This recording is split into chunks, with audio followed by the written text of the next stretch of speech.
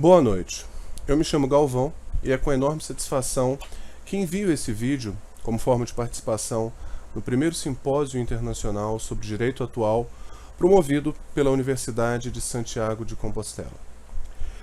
O texto que vou apresentar se chama A Neuropolítica Criminal de David Eagleman. O que o garantismo penal tem a dizer sobre isso?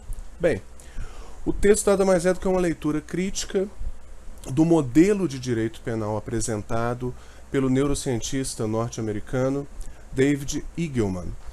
Bem, como todos sabem, com o desenvolvimento tecnológico, a neurociência tem ganhado muita projeção e tem feito um esforço cada vez maior por parte dos diversos setores do saber de dialogar com o conhecimento neurocientífico. Isso acontece também com o direito. Um dos autores da neurociência que tem trabalhado nessa interseção entre direito e neurociência, especialmente entre direito penal e neurociência, é exatamente o neurocientista norte-americano David Eagleman. Em seu livro Incógnito, Eagleman apresenta um modelo de direito penal baseado nos seus estudos neurocientíficos, e a principal questão que eu coloco nesse artigo é exatamente se esse modelo apresentado pelo neurocientista se adequa a um modelo garantista de direito penal. Então eu já assumo como marco teórico o garantismo penal de Luigi Ferraioli, e o artigo se inicia com uma breve apresentação do garantismo penal de Luigi Ferraioli, procurando mostrar o sentido de garantismo que Ferraioli apresenta como um modelo normativo de direito penal, isso é, como um modelo de direito penal que deve ser seguido normativamente e também pela prática das instituições, e é um modelo que se consubstancia basicamente nos 10 axiomas, nos 10 princípios do garantismo penal e processual, apresentados por Luigi Ferraioli em Direito e Razão, obra de 1989. Após essa breve apresentação do garantismo penal de Luigi Ferraioli, o texto passa a se concentrar em como Eagleman apresenta o seu modelo de direito penal, a sua proposta de política criminal. Para tanto, a gente pode dividir a abordagem de Eagleman em dois níveis distintos, assim como se faz no garantismo penal, um nível descritivo, um nível do ser, e um nível normativo, prescritivo, nível do dever ser. No âmbito do ser, no âmbito de uma análise descritiva, Eagleman apresenta diversos estudos neurocientíficos. Para concluir, a sua tese central é exatamente que existe no cérebro humano uma estrutura inconsciente que comanda as decisões, os comportamentos humanos, e que resta muito pouco à estrutura consciente do cérebro humano nessa tomada de decisões. A partir daí, Eagleman oferece uma abordagem prescritiva, normativa. Isso é, como ele mesmo fala, quais são as consequências sociais da sua abordagem descritiva sobre o cérebro humano. Nesse ponto, Eagleman caminha para um modelo político-criminal, um modelo de direito penal, e a questão do texto, a questão do artigo, é analisar em que esse modelo discrepa do garantismo penal e, especificamente, com relação a quais princípios esse modelo político-criminal defendido por Eagleman se afasta do garantismo penal. Na verdade, o grande problema, e é a tese central também do nosso artigo, Eagleman, ele propõe um modelo de política criminal sem considerar os valores que são inerentes ao Estado constitucional de direito contemporâneo. Na verdade, a única coisa que é considerada em seu texto, a única referência que há em seu texto como base para essa proposta política criminal é exatamente a sua conclusão neurocientífica, a sua conclusão sobre o funcionamento do cérebro humano. Então, no texto nós destacamos 3 pontos especificamente em que Eagleman se afasta desse modelo político-criminal. O primeiro ponto é exatamente com relação à função ou à finalidade do direito penal. Embora proponha também uma abordagem utilitarista sobre a função do direito penal, a abordagem de Eagleman é unilateral, no sentido de que prestigia apenas a defesa da sociedade. Segundo Igelman, a função do direito penal é defender a sociedade dos malfeitores.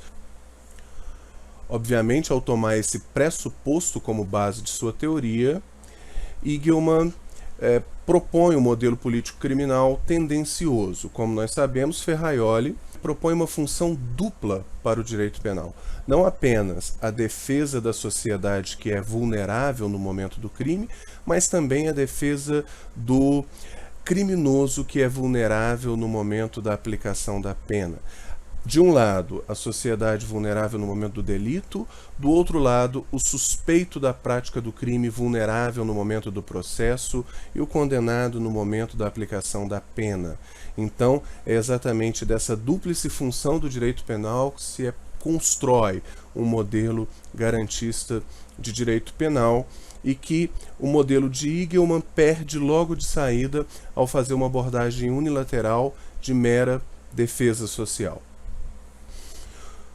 Um segundo ponto que é muito enfatizado por Igelman é exatamente o paradigma da anormalidade do delinquente. Segundo aparece diversas vezes em sua obra, para Igelman, o criminoso é um cérebro adoentado, um cérebro anormal. Nisso ele repete o paradigma da criminologia positiva do século XIX e tem como consequências graves para a estrutura garantista do direito penal a flexibilização, a fragilização do princípio da legalidade penal, especialmente o convencionalismo penal, que diz que crime é apenas aquilo que o legislador define como tal. A proposta de Igelman, na verdade, apresenta o crime como um comportamento proveniente de um cérebro adoentado, ou seja, é um sintoma de uma anormalidade do sujeito que pratica o crime. Então, se perde um pouco a referência desse convencionalismo penal e, por outro lado, perde o princípio da materialidade da ação, o princípio do direito penal do fato, já que para Igelman não é qualquer pessoa que pode praticar o crime como no paradigma liberal, mas apenas algumas pessoas com um funcionamento cerebral anormal. Então já se parte de uma definição ontológica de crime e se enfatiza muito o sujeito em detrimento do fato, e isso realmente viola preceitos elementares, axiomas elementares do garantismo penal proposto por Ferraioli. Além disso, quando trata da dosimetria da pena, Igelman propõe o abandono do princípio da proporcionalidade. Na verdade, a sua proposta é que a pena seja fixada não considerando o caráter retributivo, não considerando o fato pretérito, mas considerando apenas o futuro, mas no que ele chama especificamente de prognóstico de reincidência. Para Igelman, é esse prognóstico de reincidência que a ciência pode contribuir na sua produção, que deve nortear a fixação, o quantum da pena, e com isso, evidentemente, se perde um dos princípios fundamentais do direito penal liberal, que é o princípio da proporcionalidade da pena.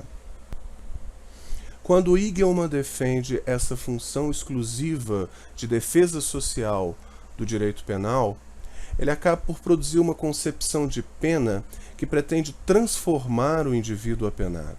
Em sua visão, a função da pena é modificar aqueles que são modificáveis para que eles adequem o seu comportamento às exigências sociais e neutralizar aqueles que são imodificáveis. Disso já se percebe o quão se afasta essa proposta da proposta garantista de Ferraioli, que exatamente veda como função da pena esse caráter de interferência no ser do sujeito, essa interferência ou essa modificação, essa pretensão de modificar o sujeito que viola determinada norma jurídica. Bem, são essas três incongruências principais que eu destaco no texto em relação à proposta político-criminal de Igelman, que discrepa nesses três aspectos do garantismo penal, do modelo garantista de direito penal proposto por Luigi Ferraioli. É importante deixar claro que não se fala nada no texto a respeito da neurociência em si ou das possibilidades de um diálogo da neurociência com o direito penal.